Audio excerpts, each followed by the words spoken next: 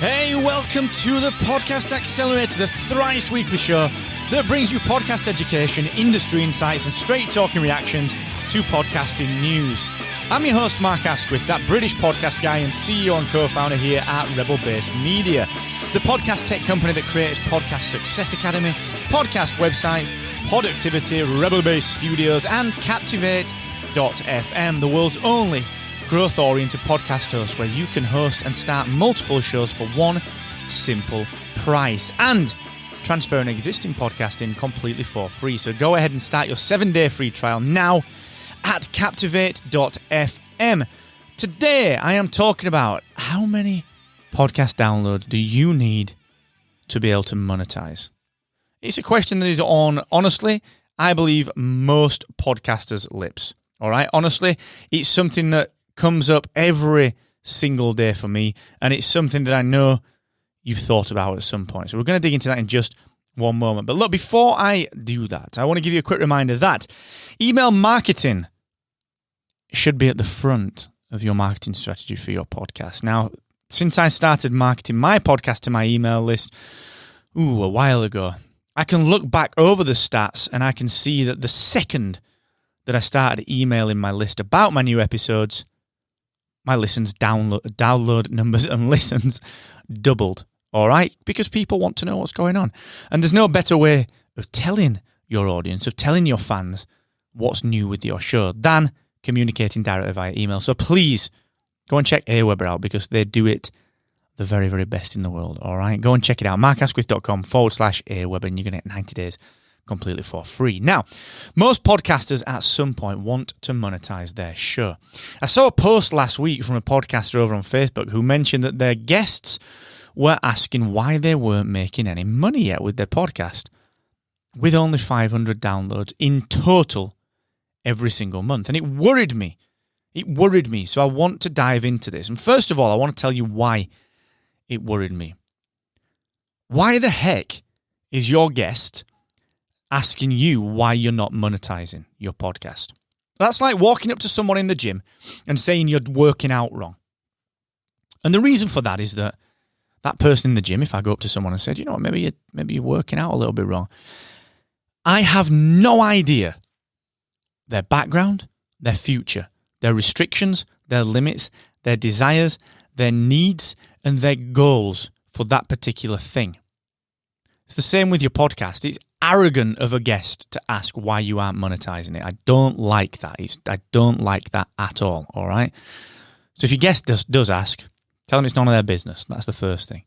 The second thing is, it makes you feel bad. It makes you feel like crap because you're not monetizing. It makes you feel like crap that, you know, why can't I monetize this 500 downloads that I've got per month?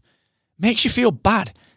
That is out of order, all right? You should never be made to feel bad or stupid or silly in podcasting, all right? If anyone makes you feel bad, stupid, or silly in podcasting, you send them my way, and I'll deal with them for you, all right? That is not the way to do things.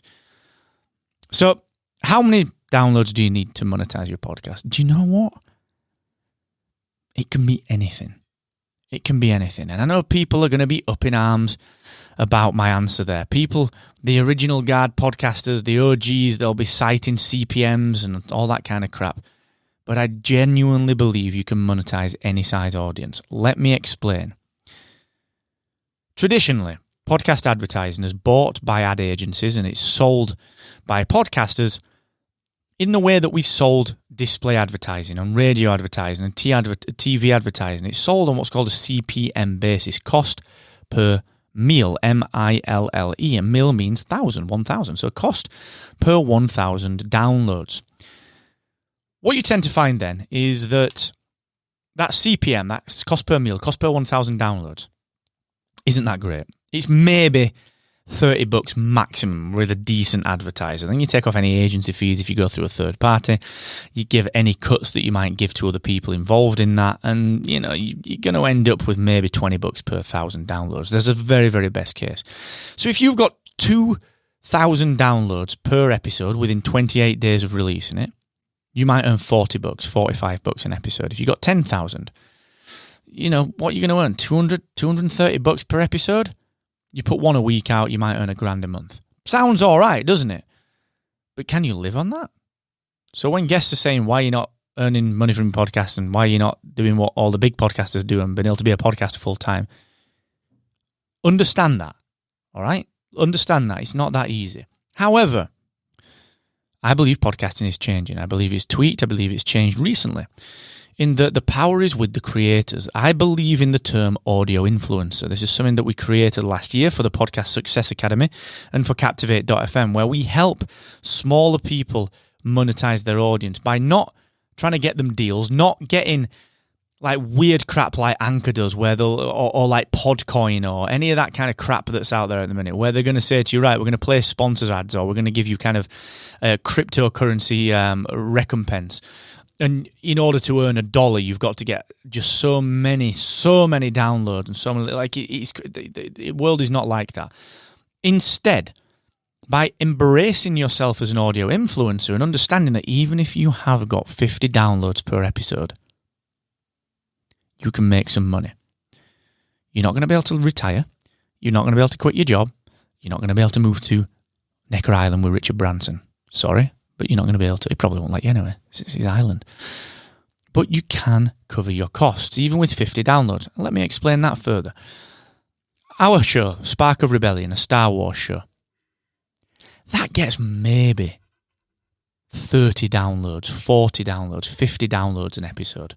It's brand new. We don't do any marketing for it because we're using it as a test bed and as a case study of how to start a show and grow the show. So we're doing it from its infancy, which is why it's starting off like it is.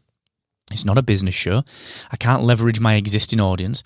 Can't leverage my existing list. I wanted to do something outside of my daily norm so that I could just be a podcaster doing something that I love about a hobby that I enjoy.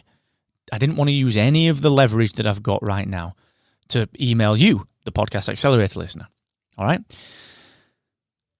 But we still cover our costs on that. We still make $50 a month from it because we start with friends and family. If you like Star Wars, go and take a look at this. And then they throw some Patreon money our way. All right? I know people that make 6 figures from their podcast, not from sponsorships, not from anything else, and with about 200 downloads per episode because they're the audio influencer in their niche. They do it from speaking gigs. They do it from products. They do it from courses. They'll do it from, a little bit of sponsorship. They'll do it from affiliates. And they've made that into a 6-figure fee, all right, on a very small number of downloads, okay? So how many downloads do you need to monetize your audience? If you're going to go CPM, cost per meal, cost per 1,000, you got to decide. If you can earn $30 per 1,000 downloads that you get every single episode, and you want to earn $3,000, you're going to need 100,000 listeners to every single episode.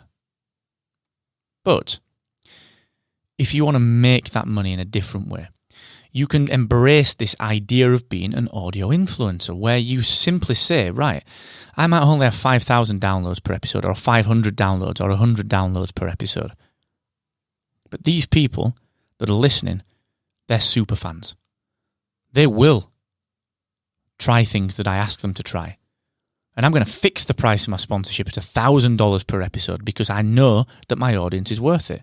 Or I'm going to go through Patreon, or I'm going to sell my own thing, or a combination thereof. Okay? So you don't have to worry. You don't have to feel bad and feel... I hate it when people belittle podcasters. I hate it, all right? You don't have to feel bad about that. You can monetize any audience if you know how. And if you know what to do. And only you can do this, all right? Yes, we teach it in podcastsuccessacademy.com, but you can do this because you know your audience better than anyone else, all right? Just think about that. I know that's more of an inspirational piece, but trust me, you can monetize any level of audience. It's just about setting goals. Now, thank you so much for joining me here on the Podcast Accelerator. Remember to tell all of your podcasting friends that the show is available to listen to for free in any app that supports podcasts. And if you're wondering what the best next step to take for your own show is, whether you're a new or a veteran podcaster, go ahead and take our short 5-minute survey where I'm going to help you to diagnose and solve the main issue holding your show and your podcast growth back. Plus, I'm going to give you access to our free hyper-vibrant Podcast Rebellion community, our weekly free group coaching from me and the team here at Rebel Base Media, plus actionable insider-only emails, and even a free invitation to the Podcast Success Academy. So go ahead and invest 5 minutes now to grow your podcast by heading to rebelbasemedia.io/grow. Until the next time, thank you for joining me, and never forget, the more you expect from yourself, the more you will excel.